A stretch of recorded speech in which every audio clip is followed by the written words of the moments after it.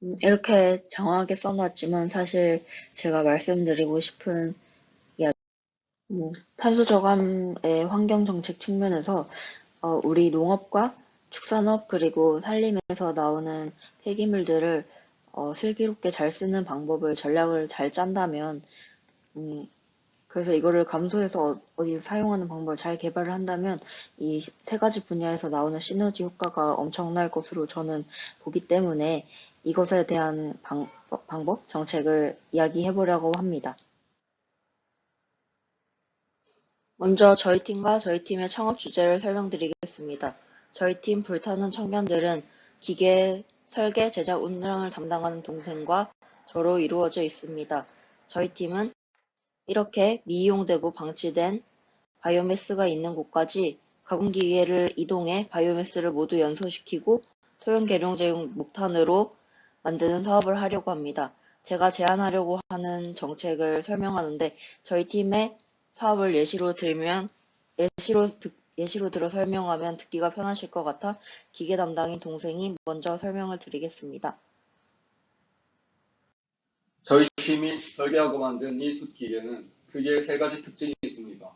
첫 번째는 무연장치를 설치해 숯을 생산할 때 연기가 나지 않습니다. 때문에 민원이나 탄소 발생에서 자유로울 수 있습니다. 두 번째는 바이오매스를 태울 때 나오는 그 가스로 또 자기 자신을 태우는 구조이기 때문에 연료 사용량을 줄일 수 있습니다. 마지막으로 연속 생산이 가능한 구조이기 때문에 대량 생산을 할 수 있고 때문에 많은 바이오매스 폐기물을 처리할 수 있습니다. 1차 시험 가동을 하고 나서 개선해야 할 부분이 몇 가지 있었는데 일단 좀 더 사용하기 편하게 만들어야 했고 베어링과 호차 그리고 몇 가지 부분을 더 개선해서 힘이 약한 분들이나 어르신 분들도 사용을 할 수 있도록 수정을 해 나가고 있는 상태입니다. 발표 영상이 올라가는 6월 7일 날이 2차 시험 가동 예정일인데 아직 수정할 부분이 더 있어서 새벽까지 하느라 그리고 지금 새벽에 찍느라 목소리가 매끄럽지 않은 점 양해 부탁드립니다. 먼저 탄소 관련해서 세계 움직임을 알아보겠습니다. 전 세계 50개국이 현재 탄소세를 실행하고 있는데요. 탄소세란 온실가스를 배출하는 것에 붙는 세금을 말합니다. 이 탄소세는 우리나라에서 현재 논의되고 있는 정도인데요. 이게 우리나라에 현재 적용됐을 때 아마 우리나라 같이 제조업 비중이 높은 곳에는 아마 영업이익을 초과할 정도의 탄소세를 부과하게 되는 기업도 생겨날 것으로 보입니다. 그렇다면 일자리 감소, 산업계 위축 등의 부작용이 있겠죠. 또한 유럽연합에서는 2030년까지 탄소 국경세를 도입할 것을 예고했는데요. 이는 우리나라가 지금 거의 가해국 정도 수준의 탄소 배출을 하고 있는데 우리나라보다 탄소 배출이 적은 나라로 수출을 할 때 우리나라는 탄소 국경세라는 것을 더 붙여서 탄소 배출을 줄이지 않는다면 2030년에 구체적으로 기업 순이익이 1조 8,700억 원 감소한다고 합니다.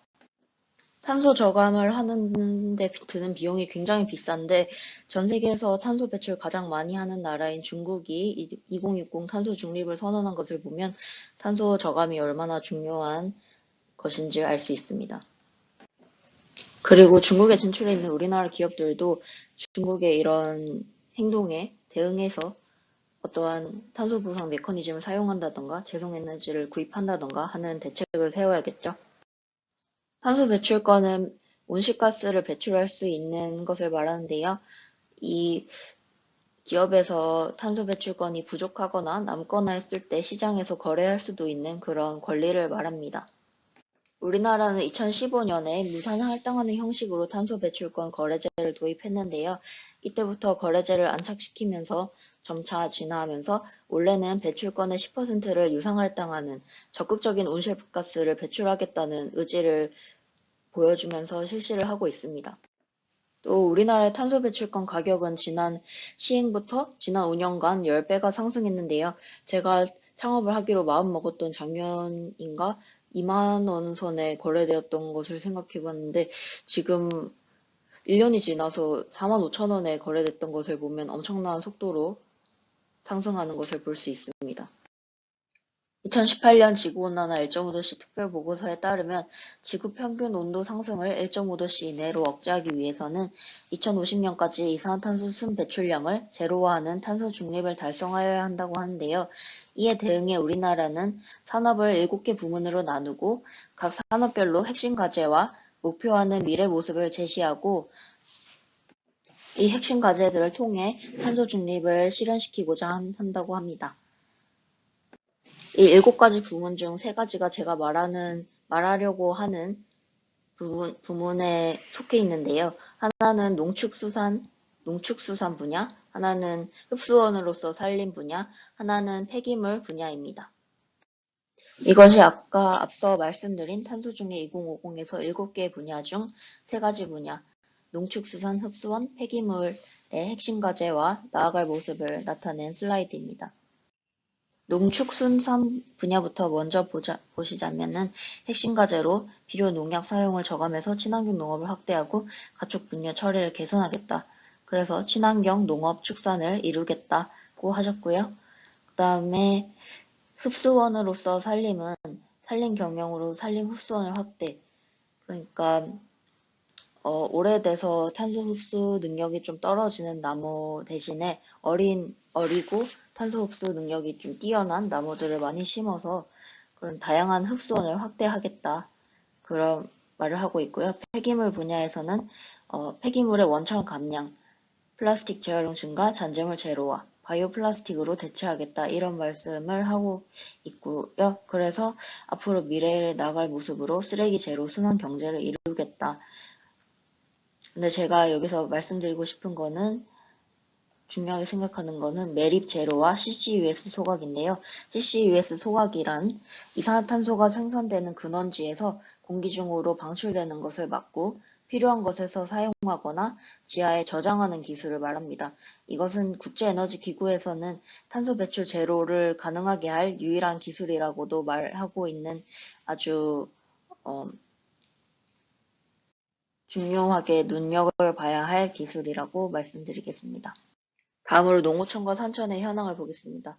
우리 대통령 직속 농업 농어촌 특별위원회에서 연구하신 것을 보니까 농촌에서는 국내 이상기온이 발생했기 때문에 작물 생산량이 떨어지고 또 품질이 저하가 되고 병해충은 더 많아지고 그래서 생산량이 감소하고 또 생산량이 감소하니까 농가분들은 또 비료와 농약을 더 많이 주게 되고 또 이러니까 토양이 딱딱해지고 토양이 산성화되는 경향이 더 심해지고 이런 악순환에 처해 있다고 합니다. 또한 축산 분야에서는 가축 분뇨가 폐기물로 분류되기 때문에 에너지원화 되지 못하고 가축 키우시는 분들은 또 이 폐기물 처리하는 게 어려워서 그런 어려움을 겪고 있다고 하시고요. 제가 가장 중요하다고 생각하는 산림 바이오매스 분야에서는 벌채되는 나무, 그러니까 숲 가꾸기를 하거나 산주분들이 어떤 용도를 쓰려고 할 때 장가지들은 많이 경제성이 없기 때문에 방치되거나 집적돼서 산불이나 홍수 피해 원인이 되기도 하고 또 중요한 거는 집적돼 있으면은 CO2가 추가적으로 계속 공기 중으로 방출되기도 하고 또 죽은 나무가 그대로 방치돼 있으면 병해충 그러니까 특히 제선충들이 좋아하는 게 죽은 나무거든요. 그래서 제선충이나 병해충 그런 숫자가 증가할 수 있다. 그런 문제점이 있습니다. 이 3가지 원인들, 현안 등을 종합해보면 우리 농축산업, 산림의 폐기물들을 가공하고 쓰임새 있게 해주는 농업 폐기물 산업을 이끌어야 하는 거 아닌가. 또 이 새로운 기술이나 산업들이 농업에 진짜로 적용될 수 있도록 도와줘야 하는 것, 그리고 그것들이 실제로 효과를 내서 시장을 이끌어내는 힘을 가질 수 있도록 도와줘야 하는 거 아닌가라고 생각합니다. 그래서 제가 제안하고자 하는 것이 새로운 형태의 환경사업을 하자는 것인데요. 이렇게 생각하게 된 이유가 어떤 연구를 봤는데 기존 농산촌의 환경사업인 신재생에너지, 태양열 보급의 문제점이 정부 보조금으로 의존해서 단순 시설보급 중심으로 추진되다 보니까 아무래도 지역 수용성이 낮다는 문제점이 발견된 것을 봤는데요. 그 문제점 중에 또 하나가 제가 생각하기에 농가의 주 소득원이고 가장 중심이 되는, 중요하게 생각하는 농사와 관련되지 않은 것에 추가 소득을 더해주는 형태이기 때문이 아닌가라고 생각했습니다. 그래서 또 입성이 중요한 농촌과 산촌에서 시행하는 환경사업은 새로운 형태를 띠고 있어야 된다. 이런 결론에 다다르게 되었는데요. 그 새로운 형태의 요소 중에 하나는 아까 말씀드렸다시피 농가에서 가장 중요하게 생각하는 주 소득원이 된 농업에 실질적인 도움이 되는 환경사업이어야 한다는 것이고요.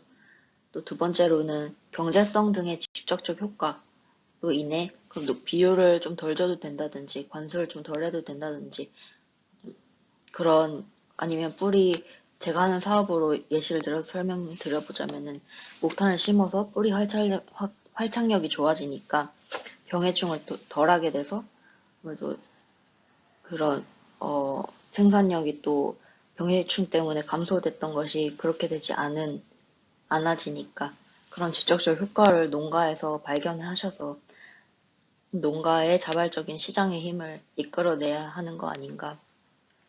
그게 두 번째 요소고요.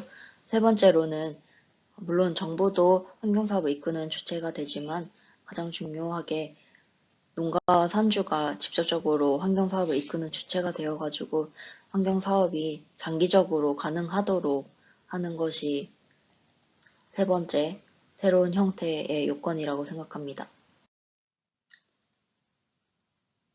아까 말씀드린 새로운 형태의 환경사업 중에 두 번째 요소인 시장의 힘을 이끌어내는 정책이나 사업이 되기 위해서는 제가 생각하기에 각 분야의 문제점을 해결하는 방식으로 접근해야 한다고 생각합니다. 그래서 각 분야가 이 문제점을 좀 해결해 줬으면 좋겠어 하는 니즈를 모두 충족시켜야 하는 환경사업이어야 한다고 생각합니다.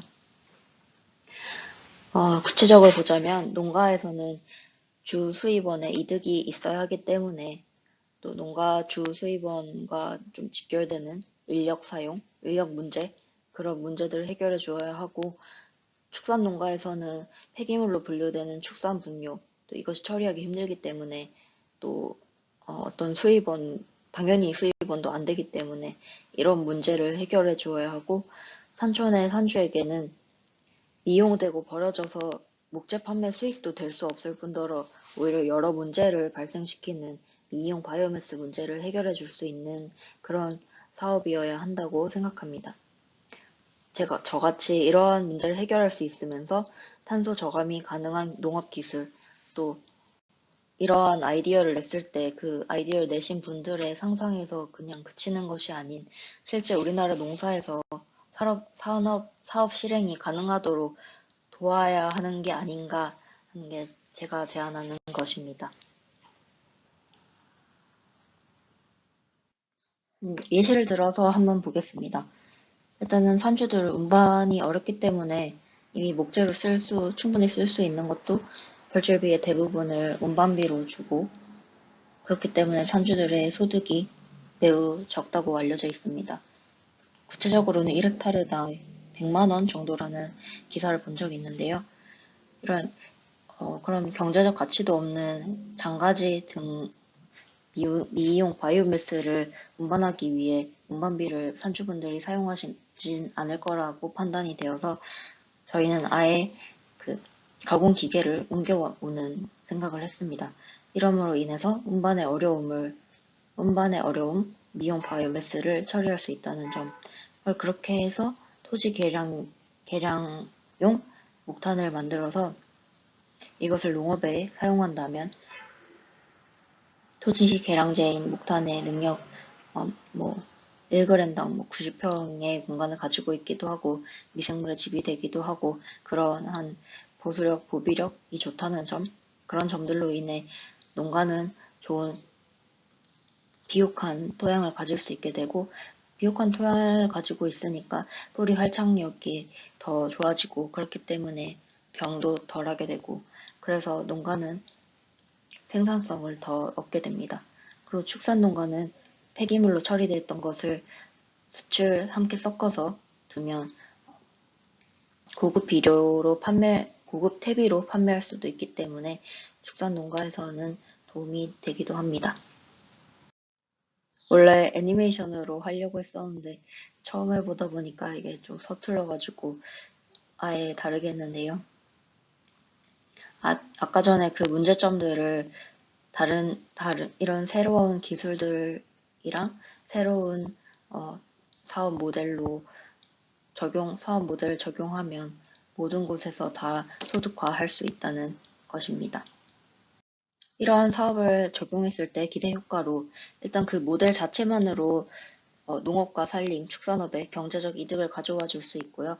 또 친환경 농업이 정착될 수 있는 계기가 될 수 있고, 이렇게 더 확장시켜 가다 보면 지구 환경에도 도움이 될 것이고, 그리고 또 친환경 농업이 정착됐으니 국민 먹거리의 건강에도 더 좋을 것이라고 생각합니다.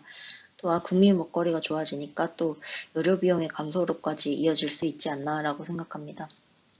또한 우리나라의 전체의 탄소 배출이 상쇄되고 탄소 배출을 상쇄시킬 수 있고 감소시킬 수 있으니까 2030년 탄소 국경세 도입에서 우리나라 수출 기업들의 피해가 적어질 수 있다는 점이 있습니다. 또 만약에 그 피해가 지금 대비하지 않고 그대로 두고 아무런 준비도 하지 않는다면 그 피해는 고스란히 일반 국민들이 전기료 인상, 일자리 위축 등으로 받을 수 있기 때문에 지금 준비해야 그 문제를 피해갈 수 있다고 생각합니다.